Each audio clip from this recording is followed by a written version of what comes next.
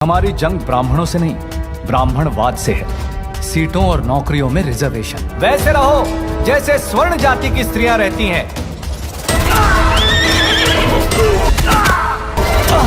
ज्यादती आप कर रहे हैं, दोषी मुझे बनाया जा रहा है। हिंदुओं की आने वाली पीढ़ियां पढ़कर मेरी जय जयकार करेंगी। मेरा समाज सोया पड़ा है, इसीलिए मैं जाग रहा हूं। जय भीम। मैं उमेश करुणा और आप देख रहे बहुजन हलचल। आज बहुजन समाज को खुश कर देने वाली एक बहुत बड़ी खबर हम लेकर आए हैं। जैसे कि हम पिछली खबर में भी जिक्र कर चुके हैं, पिछली खबर में भी हम दिखा चुके हैं कि डॉक्टर बाबा साहब अम्बेडकर जी के जीवन संघर्ष पर आधारित एक 3D एनिमेटेड फिल्म जिसका नाम जय भीम, वह बहुत जल्द आपके सामने आने वाली है। इसी 14 अप्रैल डॉक्टर बाबा साहब अम्बेडकर जी की जयंती के अवसर पर वह फिल्म रिलीज की जा रही है। सिनेमा घरों में भी वह फिल्म रिलीज की जा रही है। और वहीं हम बात करते हैं कि इस फिल्म के जो निर्माता है, जिन्होंने यह फिल्म बनाई है, वह है डॉक्टर जोगेंद्र सिंह भंगालिया और सोनू भंगालिया। और फिल्म के जो डायरेक्टर निर्देशक है वह है जस्सी चाना, जो कि फेमस युवा है। उनकी पहली फिल्म आई थी गुरुदा बंदा, वह फिल्म काफ़ी सुर्खियों में रही थी, उससे एक पहचान बनी थी। और हम आगे बात करते हैं कि इस फिल्म का जो प्रोडक्शन है वह क्या है, किस प्रोडक्शन ने यह बनाई। 3D फिल्म भारतीय संविधान के पिता के जीवन पर यह आधारित है और फिल्म का निर्माण मकसूदन में प्रीतम फिल्म प्रोडक्शन नाम के एक स्टूडियो में किया गया है, जो कि पंजाब के अंदर है। और फिल्म के जो कहानीकार है वह है डॉक्टर एसएल विर्दी और निर्देशक हमने बता ही दिया जस्सी चाना।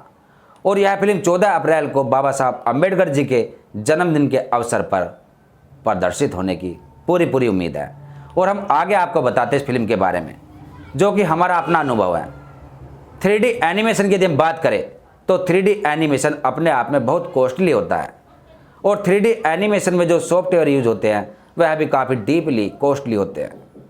बहुत मेहनत करनी होती है, टीम वर्क होता है, तब यह काम होता है, तब इस मुकाम तक पहुंचा जाता है, सफलता हासिल होती है। यदि हम बात करें अपने बारे में कि हम भी 3D एनिमेशन का पार्ट रह चुके हैं। हमने 3D एनिमेशन मैक से किया था, Maya academy advance of cinematics, Mumbai से, अंधेरी से, दिल्ली से, कई जगह से हमने 3D एनिमेशन कंप्लीट किया था 2007 में।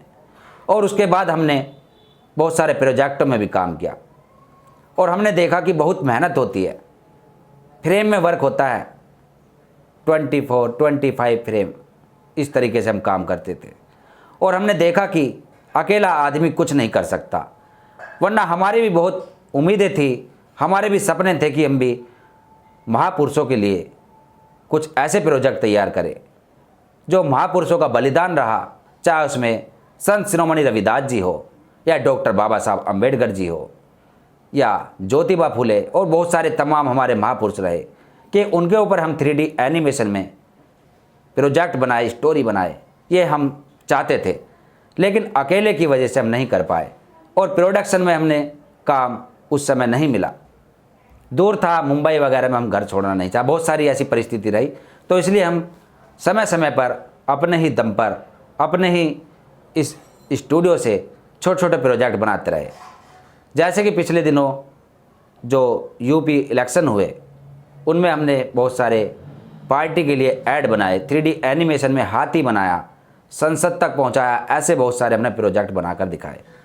और उसके साथ साथ हम आपको बता देते हैं कि 3D एनिमेशन जिसके ऊपर यदि हम फिल्मी जगत की बात करें तो फिल्मी जगत पर मनुवादी विचारधारा से ग्रस्त जो लोग हैं उनका कब्जा रहा है। और जो सदियों से हाशिए पर रहा समाज, जिसको हम कहते हैं बहुजन समाज, जो उस समय शूद्र के नाम से जाना जाता था, वह समाज आज अपनी कड़ी मेहनत के दम पर धीरे धीरे अपनी पकड़ बना रहा है फिल्मी जगत में, अपने दम पर। यानी कि इतना संसाधन नहीं होता है, इतना पूंजी नहीं होती है, इस वजह से जो हाशिए पर रखा हुआ समाज, यदि हम प्रीतम फिल्म प्रोडक्शन की बात करें तो वह भी आज हमें बहुत खुशी हो रही है कि आगे बढ़ रहा है और जो महापुरुष हैं उनके ऊपर फिल्में लेकर आ रहे हैं, बहुत खुशी हो रही है। और हम तो यह चाहते हैं कि हमने बात भी की है प्रीतम फिल्म प्रोडक्शन के जो वर्कर है उनसे कि हम चाहते हैं कि हम प्रोडक्शन में जाए और वहाँ पर जो टीम है उस टीम का इंटरव्यू ले, वहाँ एक प्रभावशाली स्टोरी बनाए जो कि फिल्म का प्रमोशन भी कर सके। तो ऐसा हमने बात की थी और हमारी प्रयास चल रहा है कि हम उनके पास जाएं। हमारी जंग ब्राह्मणों से नहीं, ब्राह्मणवाद से है। सीटों और नौकरियों में रिजर्वेशन। वैसे रहो जैसे स्वर्ण जाति की स्त्रियां रहती हैं।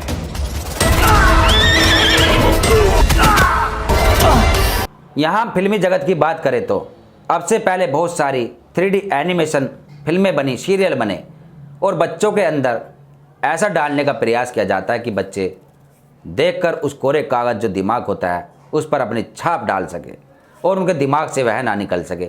ये एक मनुवादी विचारधारा जो है उसका षड्यंत्र है। वह चाहते हैं कि इसी जालसाजी में, इसी दलदल में इनको रखा जाए जिससे ना निकल सके।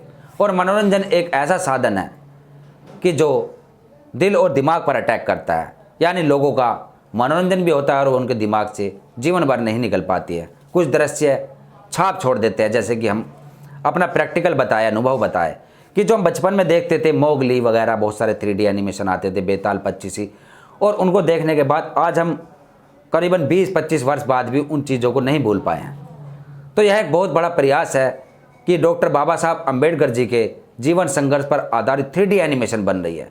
ये एक इतिहास में बहुत बड़ा मुकाम कायम करेगी। आपको तब तक इंसाफ नहीं मिलेगा जब तक समाज की रचना बदल नहीं जाती। हम तो यह चाहते हैं कि इतिहास के पन्नों पर सुनहरे अक्षरों में यह फिल्म लिखी जाए, अपनी छाप छोड़े और इसको बहुत बड़े बड़े अवार्ड मिले। और यह आप लोगों की ताकत है। संविधान कितना भी अच्छा क्यों ना हो, अगर लागू करने वाले अच्छे नहीं होंगे तो संविधान बुरा ही साबित हो। जो फिल्म के निर्देशक जस्सी चाना जी है, हम उनके कॉल का इंतज़ार करेंगे और हम चाहेंगे कि वह बहुत जल्द हमें कॉल करे और हम प्रीतम फिल्म प्रोडक्शन में जाकर वहाँ का माहौल देखें, टीम से बात करें, क्योंकि हम भी उसी इंडस्ट्री का हिस्सा हैं। हम भी 3D एनिमेशन में बहुत कुछ जानते थे और आज भी जानते हैं। बहुत हमारे इरादे हैं, बहुत हमारे बुलंद इरादे हैं। हम चाहते हैं कि बहुत इससे भी आगे और बढ़ा जाए और महापुरुषों को लेकर जो ये फिल्में बनाई गई और आगे भी ऐसी बनती रहे। तो हम यही चाहते हैं कि इस फिल्म को जितना ज़्यादा से ज़्यादा समाज के लोग प्रेम दें, जितना ज़्यादा से ज़्यादा प्रोत्साहित करें, तो यह फिल्म आगे भी इस तरह से बनती रहेगी। इस तरीके की फिल्में बनाने में पीछे नहीं हटेंगे। बहुत कॉस्टली होती है, बहुत मेहनत होती है। 24 FPS 25 फ्रेम पर सेकंड, ऐसे कुछ बहुत सारे इसके टेक्निकल जो हमने सीखा था वह होता है। स्केच बनाए जाते हैं, उसके बाद 3D मॉडल होता है, 3D मॉडल के बाद 3D एनिमेशन, टेक्सचरिंग, लाइटिंग, बहुत सारी चीज़ें होती है। और वह चीज़ें आप जब देखने के बाद देखते हैं तो बहुत अच्छी लगती है। तो आज के लिए इतना ही। मैं उमेश करुणा आपसे इजाज़त लेता हूँ। तब तक के लिए जय भीम, जय भारत, धन्यवाद। अगर आप चाहते हैं गरीब हर वंचित इंसान की आवाज आप तक पहुंचे तो हमारे चैनल को सब्सक्राइब करें और बेल आइकन का बटन दबाना ना भूलें। देखते रहिए बहुजन न्यूज।